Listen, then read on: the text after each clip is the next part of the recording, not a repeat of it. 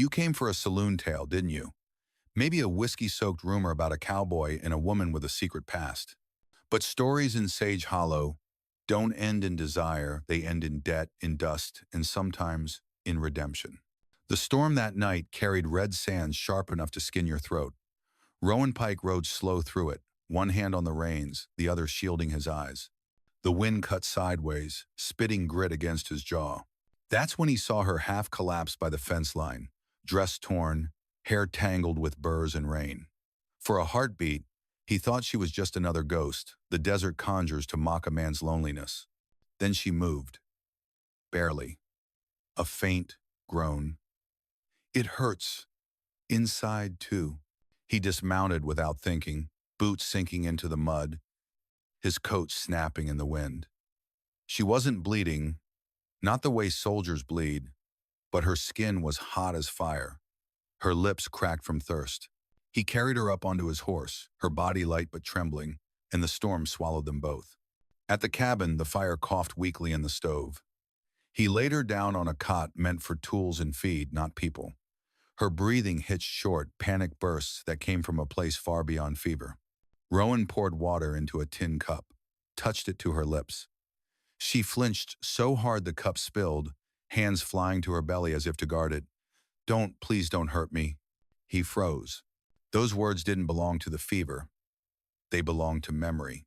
Outside, the wind slammed the door once, then died down, leaving only the ragged rhythm of her breath. Rowan set the cup aside, his jaw tight. He'd seen pain before broken bones, gunshot wounds, but never that kind of shaking, like the body itself remembered hands that shouldn't have touched it. He unbuttoned his coat, draped it over her, then reached for the lantern to check her wounds. When he lifted the fabric just an inch, careful as a prayer, he stopped cold. Her ribs bore dark smudges, the kind that don't fade quick. Near her waist, a row of stitches so uneven they could only have been done by her own trembling hands. He let out a slow breath through his teeth, fighting the heat rising behind his eyes. Not lust, rage, grief. A reverence for how much suffering the human body can hold and still be breathing. He lowered the lantern, the flame quivering. For a long moment, he just watched her face pale, lashes damp with sweat, jaw locked even in sleep. Then he did the only thing a decent man could, pulled the blanket higher, tucking it around her shoulders like armor. "You're safe here," he said quietly, though she couldn't hear him. "Ain't nobody gonna lay hands on you again while I'm breathing." And in that silence, with thunder rumbling over the hills, something shifted.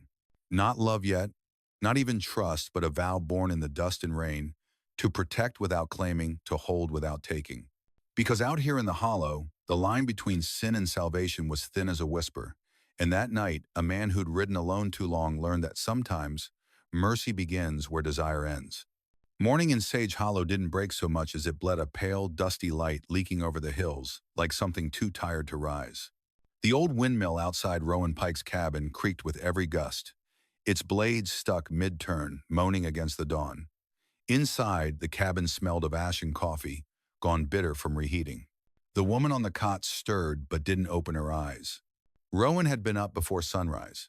He wasn't used to strangers under his roof, let alone one he'd carried out of a storm half dead. He'd set a kettle to boil, moved quiet. Out of habit more than care, men like him didn't know what to do with fragility. He'd left his coat folded at the foot of her bed, stiff with dried rain, and kept his distance.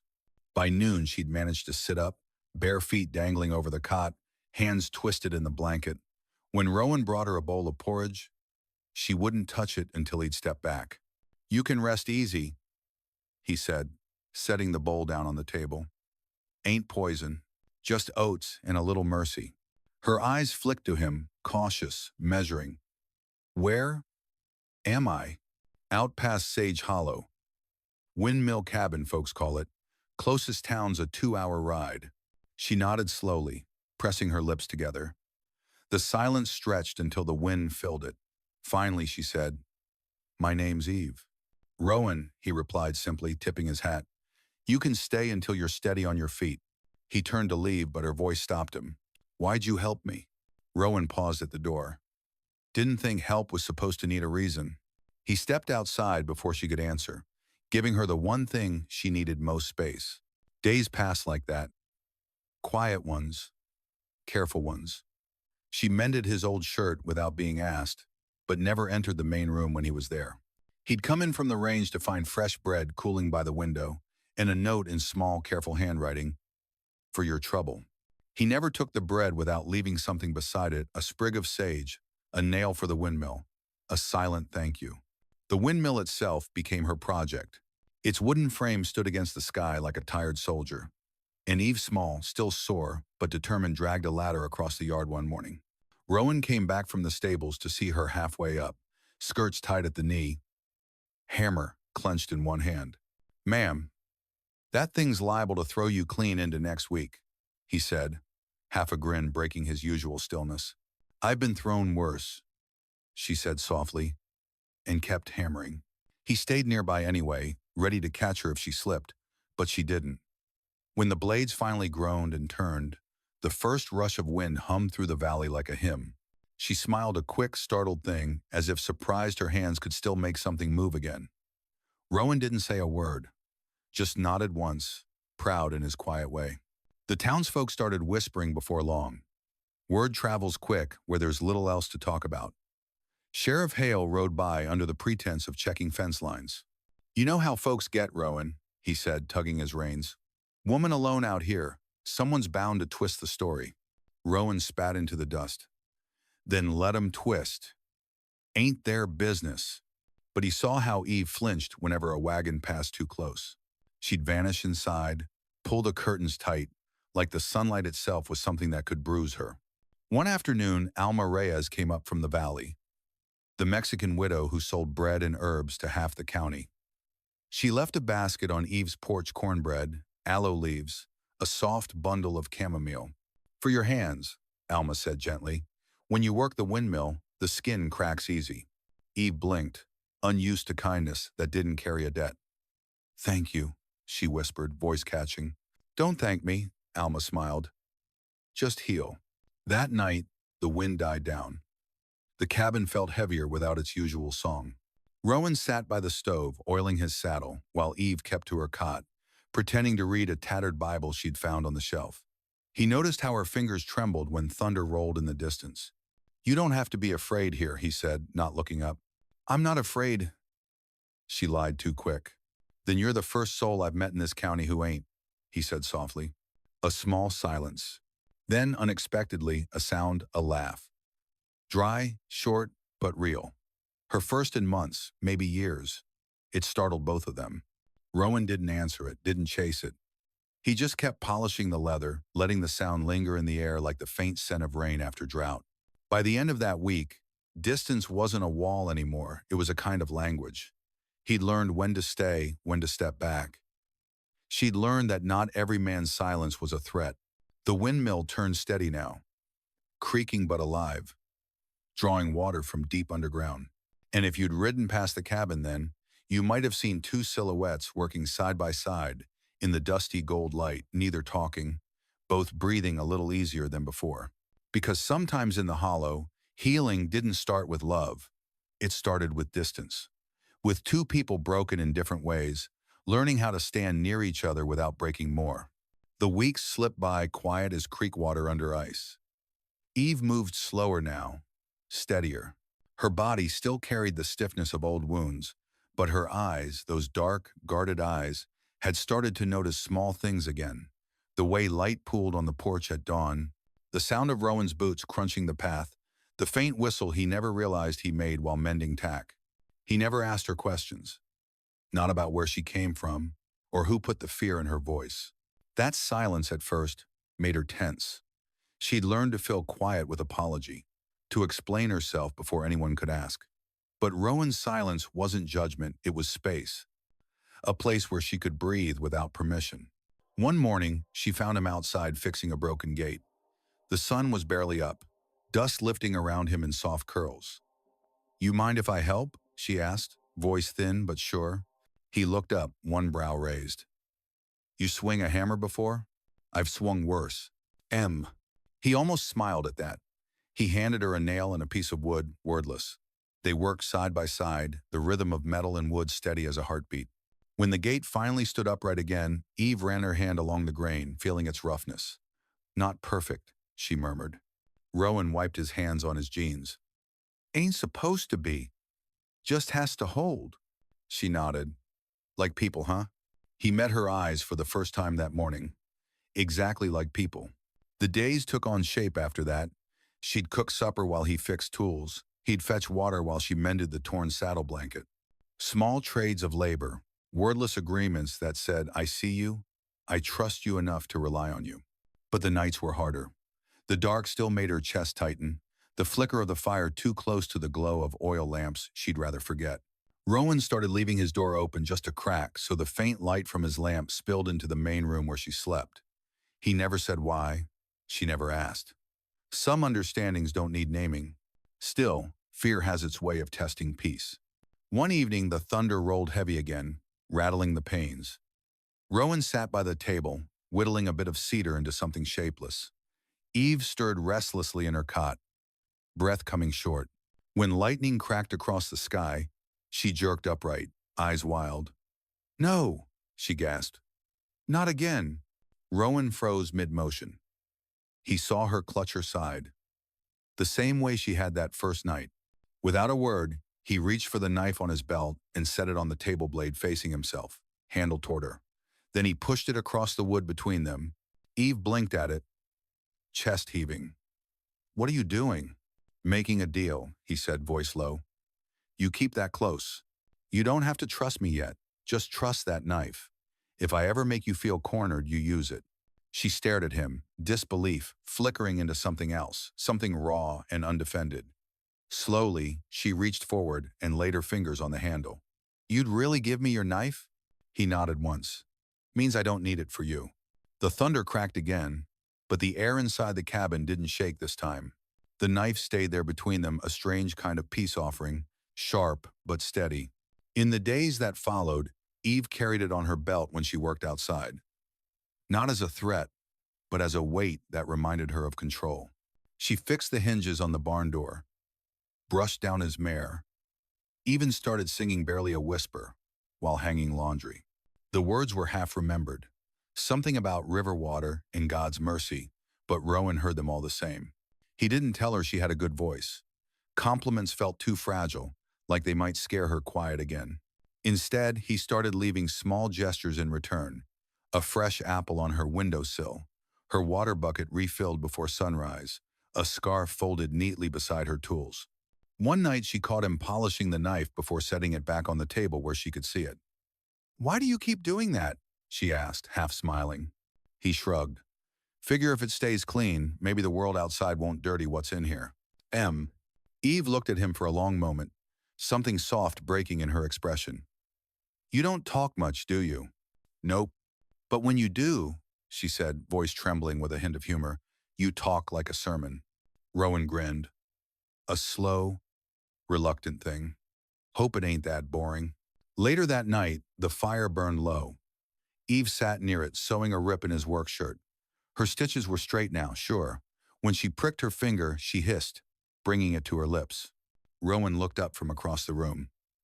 You all right? She nodded. Yeah.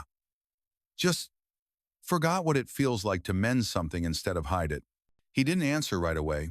He just watched her, the lamplight drawing gold from the strands of her hair. Then he said quietly, You're mending more than you think. She met his eyes and for the first time, didn't look away. The next morning, the sun climbed bright over Sage Hollow. The windmill turned slow and certain. 2 mugs of coffee sat side by side on the porch rail, steam curling up into the cool air. Rowan leaned against the post, Eve beside him, both quiet. The knife still rested on the table inside, gleaming in the light, a silent witness to a promise not spoken but lived. That safety could be shared. That trust could be built, not given. And that sometimes the surest kind of bond wasn't sealed with love or words, but with the quiet decision to stay. The hollow was a land that remembered everything. It held the tracks of wagons long gone, the bones of cattle picked clean by wind, the echoes of gunshots that had already been forgotten by the men who fired them. So it was only a matter of time before it remembered Eve called her too.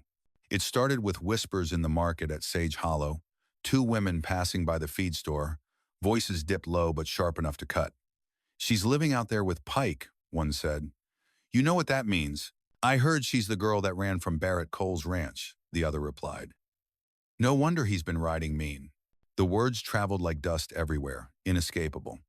Sheriff Hale heard them before he even left his office. He rode out to Rowan's place one afternoon, hat tipped low, face lined with unease. "You ought to know folks are talking," he said, rein slack in his hand. "They say you're keeping trouble out here." Rowan leaned on the porch rail, expression unreadable. "They're right," he said quietly. "Trouble's been through hell. She's resting." The sheriff sighed. "Cole's been in town 3 nights straight, drinking heavy, telling anyone who'll listen that she's his. Says she stole from him. Says he's going to get her back." Rowan's jaw tightened, but he didn't move. "He won't." "Maybe not," the sheriff said, "but I can't stop him from talking, or worse, from riling up the wrong kind of men." When Hale rode off, the windmill creaked slow behind them. Eve stood in the doorway, pale but steady. "He's coming, isn't he?" she asked. Rowan didn't answer. He didn't need to.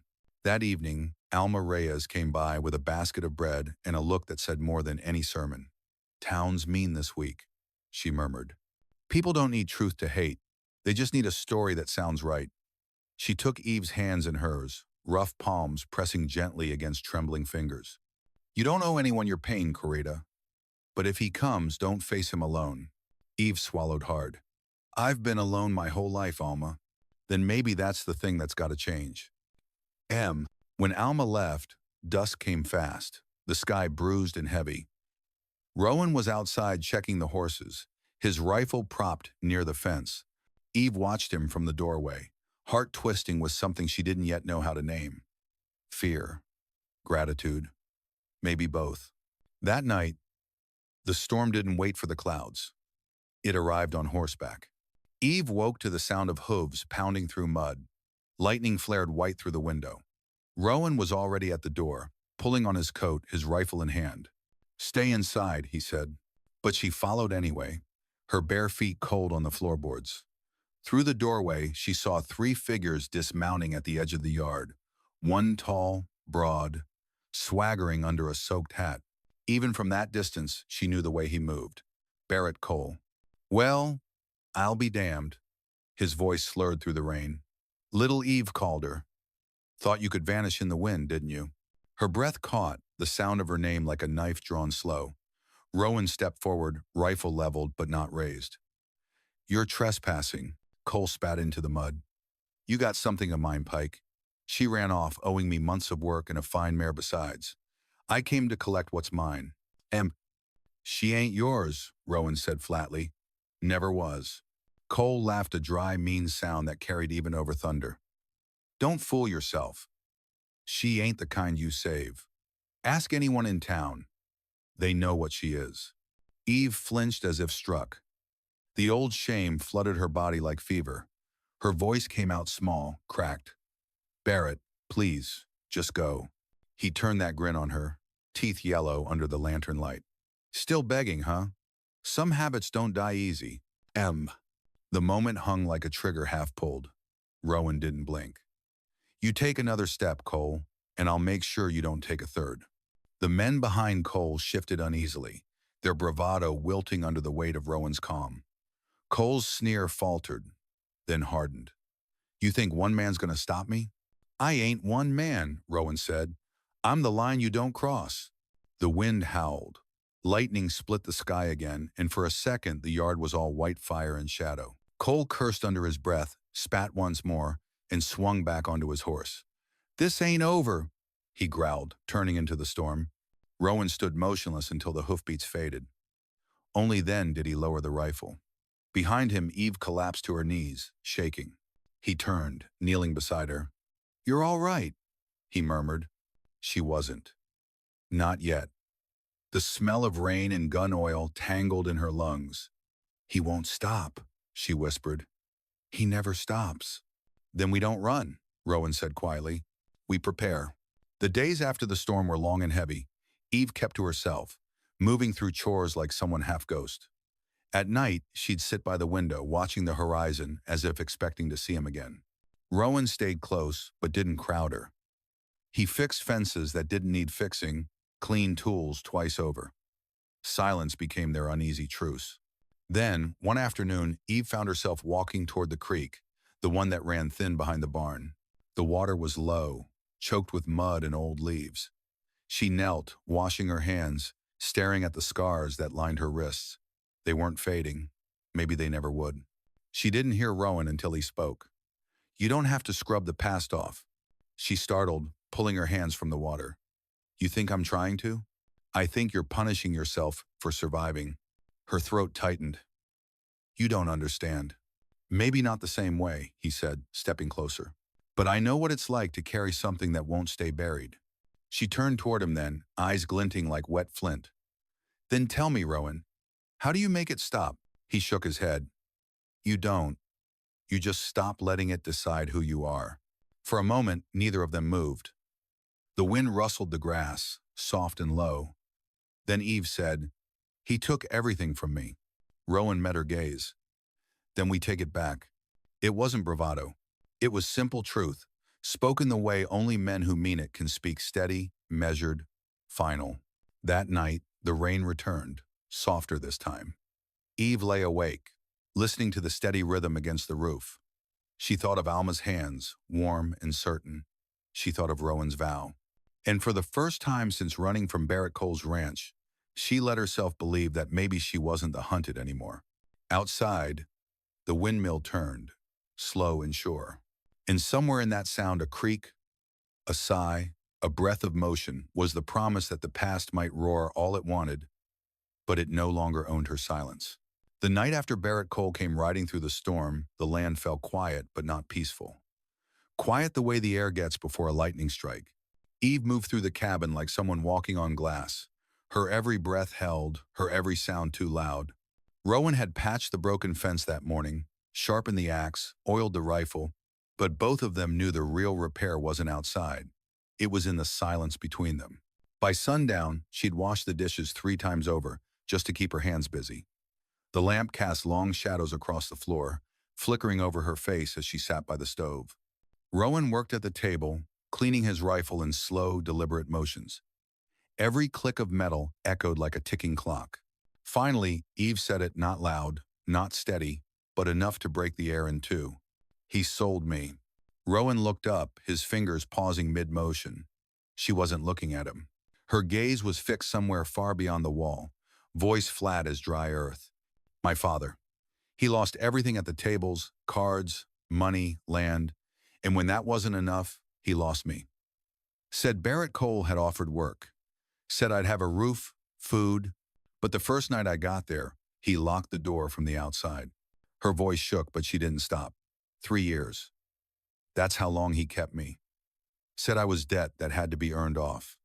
Every time I tried to run, he'd find me. Said no one else would take a woman like me. Said he owned me. She touched her side unconsciously, fingers brushing the seam of her ribs. The scars, those weren't his lessons. Those were mine. The night I left, I stitched myself up with a sewing needle in a mirror. Rowan's hands clenched around the cleaning rag until his knuckles whitened. He wanted to speak, to curse, to find that man and end him right there in the dirt, but his anger wasn't what she needed. She needed to finish. To let the words live outside her body for once. "I ran until I couldn't feel my legs," she said softly. "When I reached the hollow, I thought maybe the land would swallow me whole and I could stop being something broken." The lantern hissed. The wind outside pushed against the door. Rowan leaned forward, elbows on his knees. "You ain't broken," he said quietly. She laughed once, bitter and small. "You're wrong. He took that from me. Whatever part of me was clean, it's gone."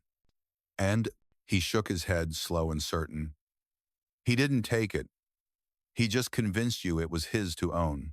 That silenced her. The truth hit harder than any bullet. For a long time, neither spoke. Only the fire crackled, throwing light across her face. Her eyes glistened, but no tears fell. She'd cried too many years to have any left. Finally, she said, "You should have left me where you found me. You don't know what follows me. I didn't find you, Rowan said. You found me. There's a difference. And, Eve frowned. What's that supposed to mean? He set the rifle aside, meeting her gaze. Means I was a man waiting to be reminded what good looks like. You showing up in that storm wasn't burden, it was purpose. Her lip trembled, a sound between a laugh and a sob catching in her throat. You really think saving me gave you purpose? He shook his head. Not saving you. Standing beside you. She stared at him, unsure whether to believe it, and for the first time since she'd arrived, she didn't look away. The following morning, the horizon split open with red light. Eve woke to the sound of hoofbeats again. Only this time, it wasn't Barrett Cole. It was Sheriff Hale, dust clinging to his jacket. Cole's been running his mouth again, he said, dismounting. Bragging he's riding out here by week's end to reclaim what's his. I can't hold him, no warrant, no law that covers the kind of crime he's proud of. Rowan's jaw flexed. Then we make our own law. Hale nodded grimly. Just don't let it end in blood unless it has to. Eve stood behind them, arms wrapped around herself, her face pale but firm. If he comes, I'll face him. Rowan turned to her sharply. You don't have to. Yes, she cut him off, voice steadier now. I do. If I keep running, he still owns my fear. I need him to see that part's over. The sheriff looked between them, then mounted up again. You've got till the next storm to figure what justice means out here. When night came, Eve sat on the porch with Rowan, a rifle laid across her lap. The stars hung thick above them, the air heavy with the scent of dust and pine. I never learned how to shoot, she admitted. You'll learn fast, Rowan said, handing her a bullet. Ain't about aiming at a man, it's about aiming for peace. She turned the bullet between her fingers, its brass casing catching the moonlight. Peace, she echoed softly. That a thing folks like us get? He looked at her then. Really looked. If we decide we deserve it. A long silence stretched. Then, almost in a whisper, she said, Thank you for not flinching when I told you. He tilted his head. You think truth makes a person dirty? Sometimes it feels that way. Feels ain't facts. That made her smile small, tired, but real. You talk like the world's simpler than it is. No, he said. Just believe it gets simpler when you stop lying to yourself. The wind picked up, rattling the empty buckets by the barn. Eve stood, tightening her shawl. When he comes, I won't hide. But I don't want revenge. What do you want? Rowan asked. I want him to know he didn't finish me. Rowan nodded, a quiet understanding passing between them. Then we'll make sure he sees it. Inside, the lantern burned low. Eve placed the bullet beside the knife on the table, one for protection, one for promise. She touched them both, fingers trembling, but not with fear this time, with resolve. Outside, the first drops of rain began to fall, tapping the roof like a warning. Rowan looked out across the dark fields and felt the tension coiling tight in his chest. Tomorrow or the day after, Barrett Cole would return, dragging the storm with him. But this time, there'd be no running, no pleading, no hiding. This time, Eve Calder would stand. And maybe, just maybe, standing would be the beginning of everything she thought she'd lost. The wind shifted before dawn. It came rolling through Sage Hollow like a restless spirit, carrying with it the scent of rain and something heavier, the promise of reckoning. Eve Calder woke before the light reached the window. Her sleep had been shallow, filled with flashes of rope and shadow, but when she opened her eyes, the fear felt different this time. It wasn't running wild, it was standing still, waiting to be used. Rowan was already outside, tightening the cinch on his horse. His movements were calm, but Eve could see the tension beneath his quiet. He'll come today, she said, stepping onto the porch. Rowan nodded. Storm's gathering. Men like Cole always ride with bad weather. I'm not hiding, she said. I know, he replied, then softer. But you don't have to prove anything to me. It's not to you I need to prove it. She turned and walked inside, untying the cloth pouch she'd been keeping hidden under the floorboard. Inside were the papers she, Alma Reyes, and Sheriff Hale had drawn up, the affidavit written in Hale's firm hand, signed with Eve's trembling one. It described everything. The sale, the captivity, the scars. Alma had added her witness mark in red wax, sealing it with the tiny, pressed flower she always carried for luck. "You sure you want this scene?" Alma had asked her the day before. "Some truths burn even when they heal." "I'm done living quiet," Eve had said. By mid-morning, the sky had gone pewter gray. Alma arrived with her cart, pretending to deliver bread. But under the flour sacks were 3 lanterns, extra rope, and a coil of wire. "You remember the windmill?" Eve asked Rowan. He nodded. "I'm going to use it." She'd spent the night tying cords from the porch to the windmill's pulley arm. When the rope was pulled, the old blades would spin just enough to knock down a lantern, spilling its light across the yard bright as a gunshot. "He always rides straight for light," she explained. "That's how he finds you. Tonight he'll find me." Rowan studied her for a long moment. "You're leading this?" "Yes," she said. "I've been running from that man since I was 15. If I'm ever going to stop, it has to be my hand that ends it." He didn't argue, just reached down, picked up the knife that had lived on the table for weeks, and handed it to her hilt first. "Then take this too. The rest is yours to decide." The rain started by late afternoon light, cautious drops that tapped the earth like an old heartbeat. The hollow held its breath.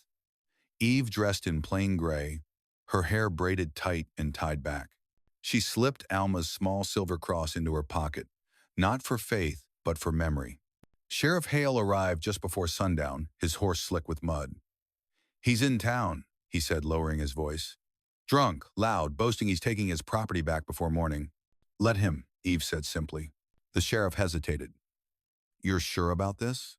"She's more sure than either of us," Rowan said. Hale nodded, tipping his hat.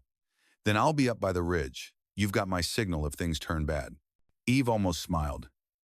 "They already turned bad, Sheriff. I'm just turning them back." Night fell hard. The storm rolled closer, its thunder crawling along the hills.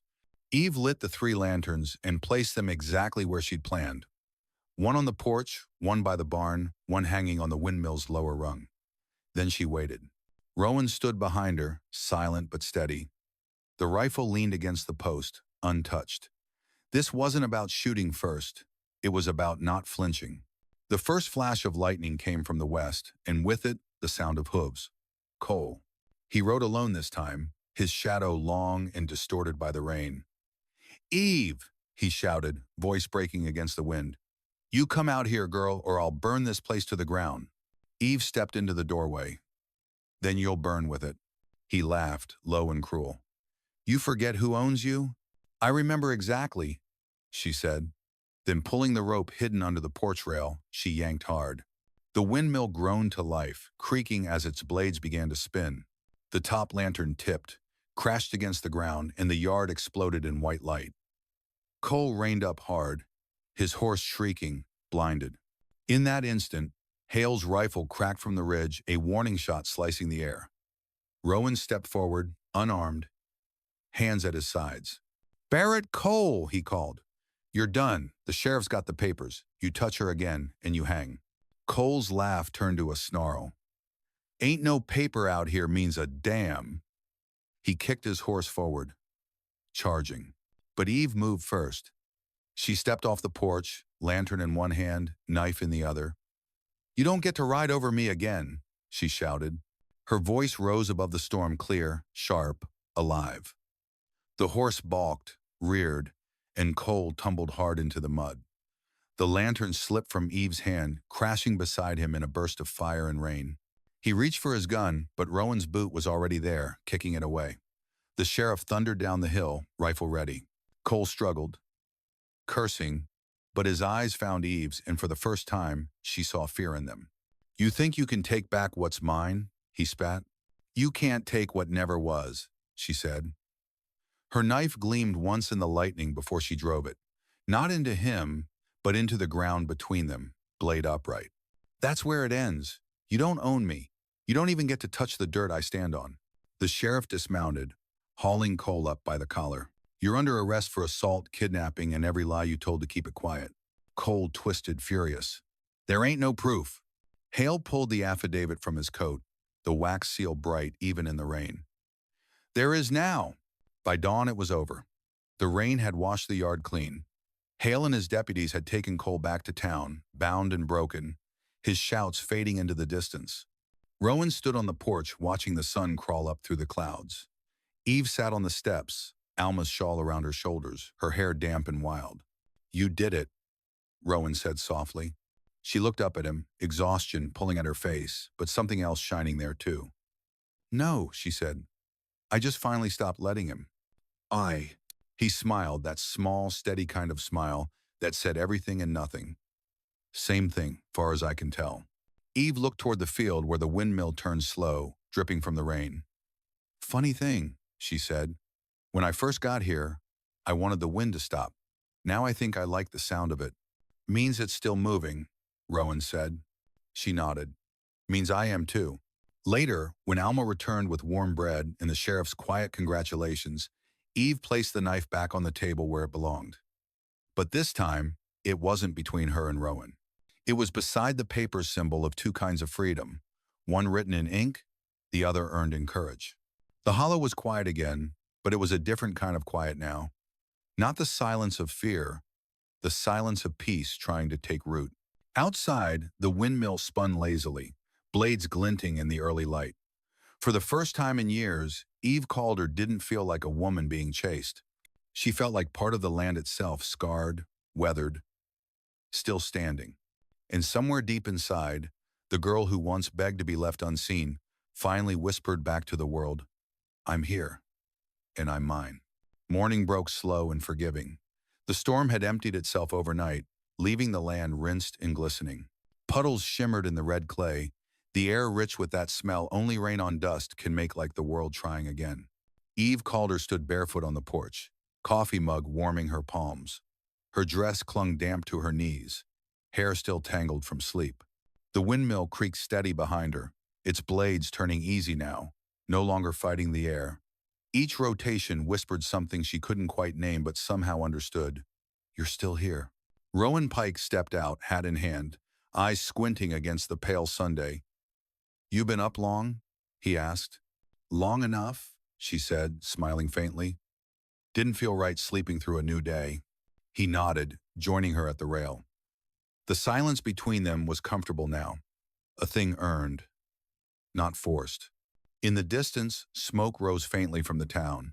Sheriff Hale would be signing the papers by now, stamping them with the county seal, binding Cole's fate to the weight of his own lies. The law had finally caught up, but Eve knew justice was never about courts or signatures. It was about walking out her own front door and not feeling small. Alma's cart rattled up the trail just as the sun broke free of the clouds. She waved, smiling wide. "You still breathing, Nina?" "More than ever," Eve said, waving back. Alma laughed. "Then maybe I'll stop worrying." She handed Eve a small bundle wrapped in linen. Inside was a loaf of bread and a single sprig of lavender. "For peace," Alma said. "Not the quiet kind, the living kind." When she rode off, Eve turned to Rowan.